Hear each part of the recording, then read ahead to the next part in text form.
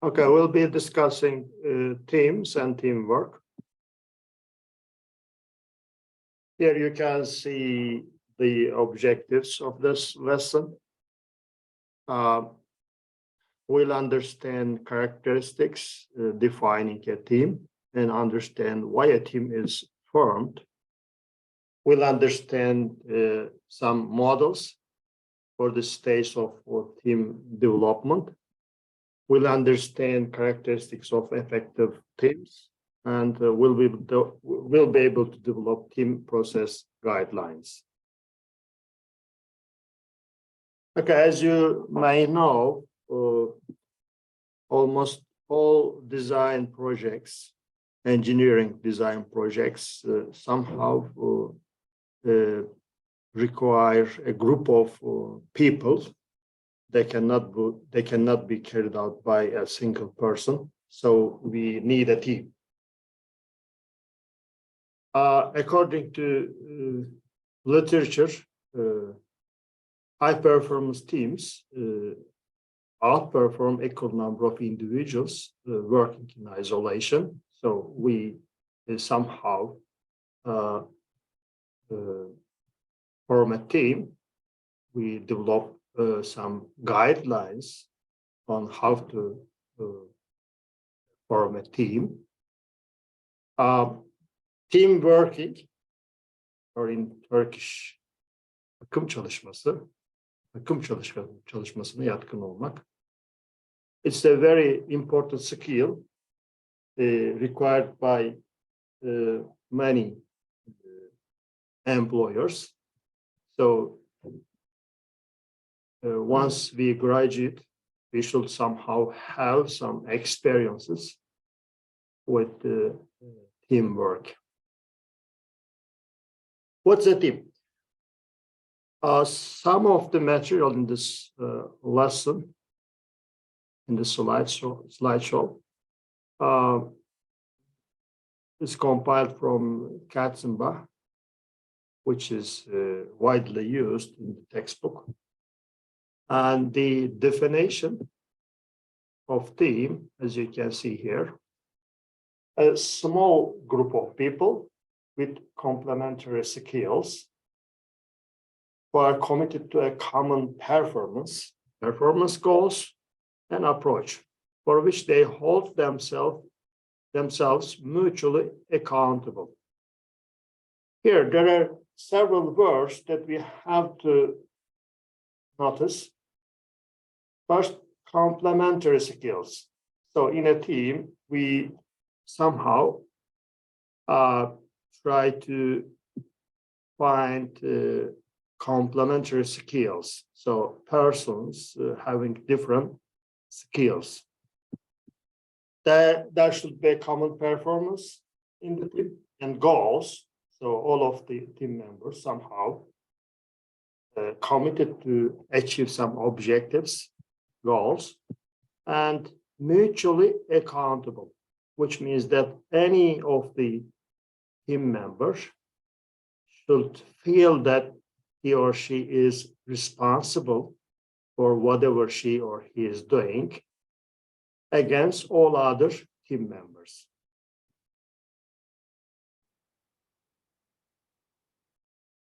According to Tuckman, there is a model team development. There are 5 stages in team development. So somehow you will experience this with the project that will be working. The first stage is forming, where the team is formed. Now we are at this stage, as you know. In this stage, members may not know each other. In some cases, they may know each other. This may lead them to be anxious and uncomfortable, as expected. And there is no objective already defined for the team.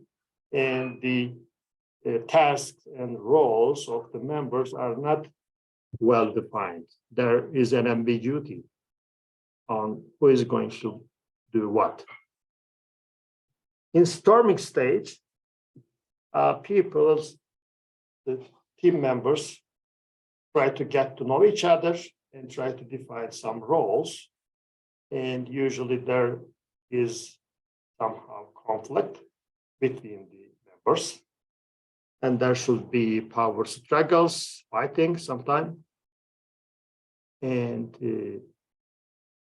there should be somehow resolutions to such conflicts. And at the end of this stage, usually the members position themselves in the team, and then the next stage starts. Norming is the stage where the team is getting to know each other and they are more coherent when they're making decisions or when they want to work together. And at this stage, all members somehow accepted their roles, and they know the procedure, they know project objectives. In performing stage, the team focuses on performing the tasks to achieve the project objectives. Usually, here there should be collaboration among the members, and the decisions are made fast. And if there is a disagreement or conflict, they can easily be resolved. Finally, adjourning, where the team disassociates. So we expect, of course, that the team complete the project successfully. This stage may happens earlier if the team does not function properly. So this somehow leads to failure in the project. In previous years, there was one or two teams which were somehow did not function properly. There were problems, but they were able to solve them at the end of the semester. Okay, there are 5 types of team according to the reference listed in the textbook.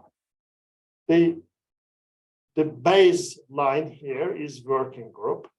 It is a group of individuals working in isolation, and they come together with a frequency and share information. This is not a team, actually. And we can assume that this type of teams, let's say, working groups, should achieve or may achieve baseline performance. So our team should be better than a working group. The team where the team underperforming compared with the baseline performance, so the working group, that is the undesired type of team, and this might happen in any project, so in this course project as well. Potential team is the team where we have approximately equal performance with the working group, so the baseline performance can be achieved. Real team simply exceeds the baseline performance, and high performance team, it significantly outperforms all similar teams. So we have to target high performance teams in our projects. Aslında model this type of teams on a curve. On the horizontal axis, you can see team effectiveness, and vertical axis, you can see performance impact. When we start with working group, where we have simply some individuals come together. They don't know each other, but they want to do, or they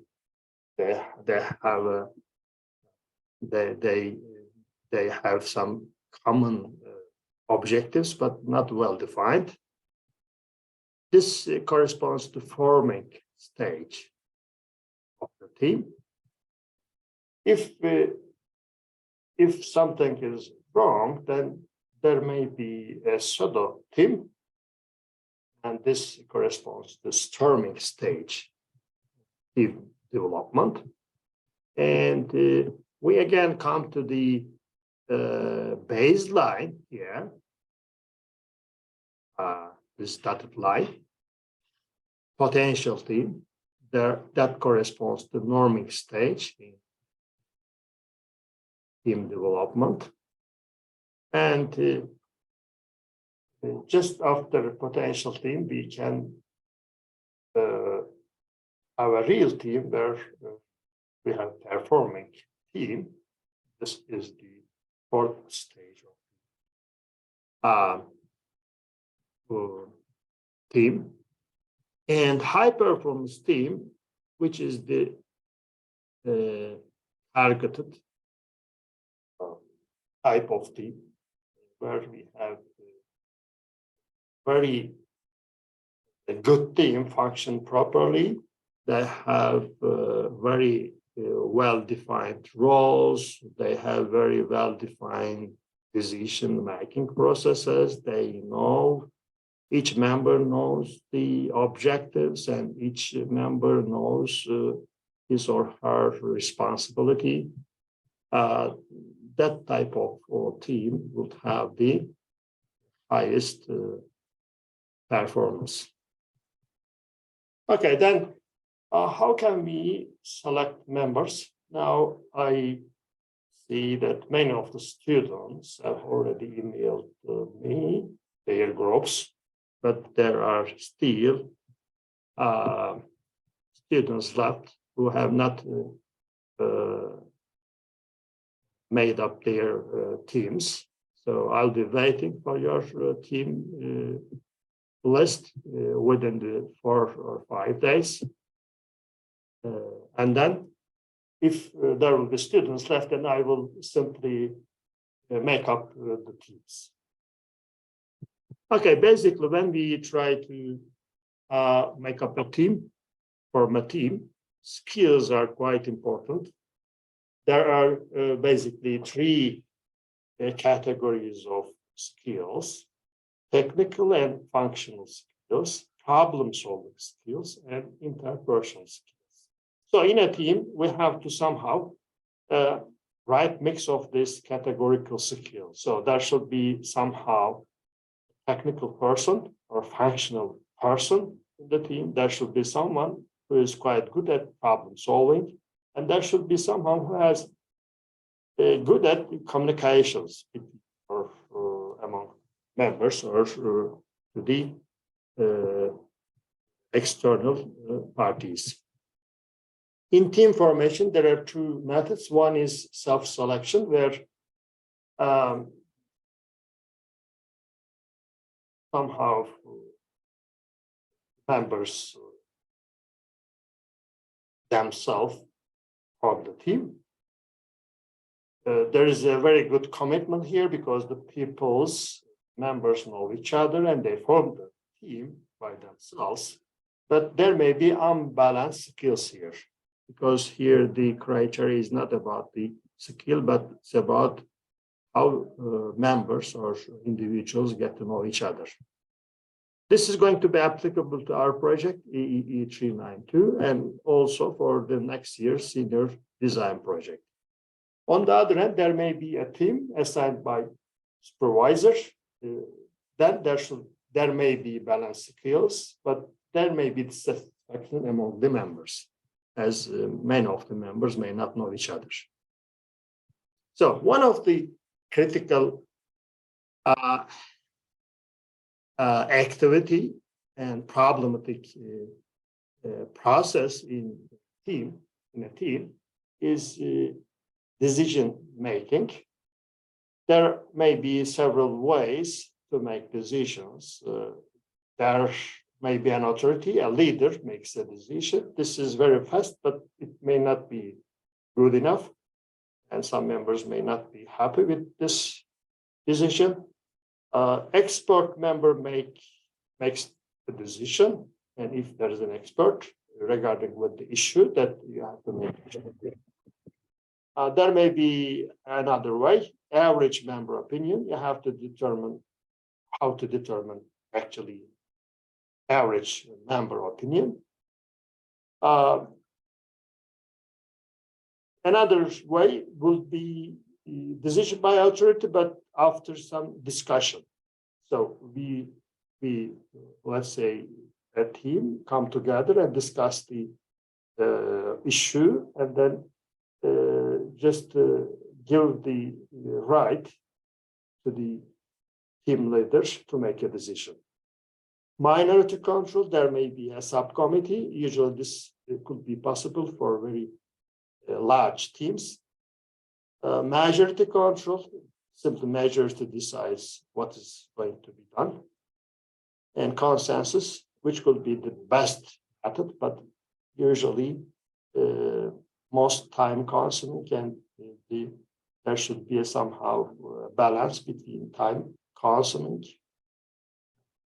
how much time you have left to make a decision, and how your decision is important for your project. So in the project, somehow you have to determine who is going to make decision or how you make decision. One of the widely used methods in decision making, as well as problem solving and brainstorming, is nominal group technique. You may be familiar with this, but just let's revisit. Usually the team comes together, and then one is assigned facilitator, and the facilitator read out the problem, what subject they will make a decision or solve the problem. Each member restate the problem in his or her own words, and at the end, all members understand the problem well. Next, members generate some ideas. So we give 5 to 15 minutes to members, and they simply write down their ideas. And the next, each member presents his or her idea in order, and all ideas are written on a board. That stage is simply carried out in a round robin fashion. And at the end, facilitators simply rephrase all ideas. Sometimes they merge some of the ideas. Some may be simply removed. At the end, each member casts a vote or several votes, and then ideas are prioritized for further discussion. Planning a meeting seems to be easy, but in many of the previous project experiences, what I see is that the effective meeting requires lots of time for planning. There should be first an agenda. Everybody should know what is going to be discussed in the meeting. And all members should be in the meeting place in time. And if there is a task, predefined task assigned, then they have to complete those tasks before the meeting. Each member should speak in turn, and all others listen. So no monopolization. The meeting time is one of the critical decisions. Many of the members might have a very tight schedule, and it may not be easy to schedule a meeting. Sometimes this may cause failure in many of the tasks and decisions. At the end of the meeting, there should be a summary. Somehow should simply write down something or conclude what have been discussed and what decisions are made and what actions to be taken. There should be somehow a written document at the end of the meeting. So one of the things that we have to consider in the project is team process guideline. There should be a team process guideline for your project team. And these, the team process guideline may have these components listed in the slide. Team's name, for example. This could be an opportunity for how you make a decision.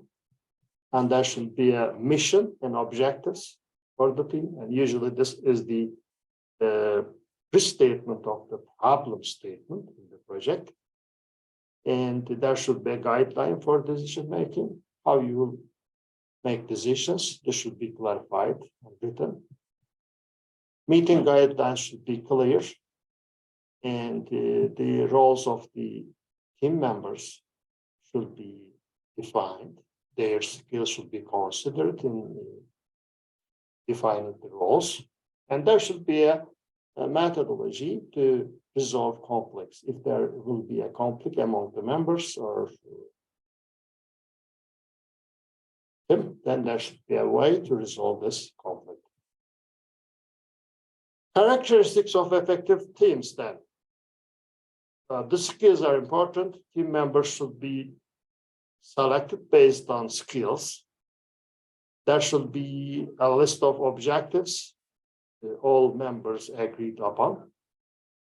And there should be a methodology, how the team will make decisions. And the meetings should be carefully planned.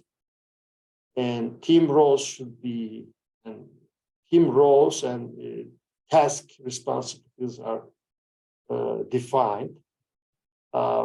It's very important to spend a lot of time together.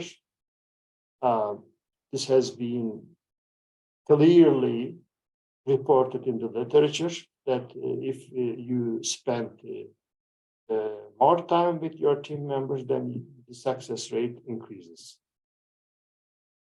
Each member should respect others, and the conflicts should be managed somehow constructively. Okay, here you can see a self-assessment form. Now, in the project running period, you will complete this form and somehow submit it in your presentations or in your documents. There are two sections, team formation and team processes. Some of the items here may not be applicable to your team, so you simply cannot if that is the case.